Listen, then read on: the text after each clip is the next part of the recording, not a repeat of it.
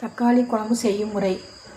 ஒரு வடசட்டியில் எண்ணெய் ஊற்றி 150 சின்ன வெங்காயத்தை போட்டு வணக்கவும். சிறிதளவு இஞ்சி பூண்டு பற்கள் 5, கருவேப்பிலை சிறிதளவு இவையும் சேர்த்து வதக்கவும். வதங்கிய பிறகு சிறிதளவு மஞ்சத்தூள், தேங்காய் தூள் சிறிதளவு, மிளகாத்தூள் 2 ஸ்பூன், மல்லித்தூள் 3 ஸ்பூன், பட்டை 3, கிராம்பு 2, 1 ஸ்பூன் சோம்பு, 1 ஸ்பூன் கசகசா இவையும் சேர்த்து நன்றாக வதக்கவும். வதங்கிய பிறகு தனியாக எடுத்து வைத்துக்கொள்ளவும். பிறகு ஒரு வடசட்டியில் எண்ணெய் ஊற்றி 5 தக்காளி பழத்தை 2ஆக நறுக்கி எண்ணெயில் நன்றாக வணக்கவும்.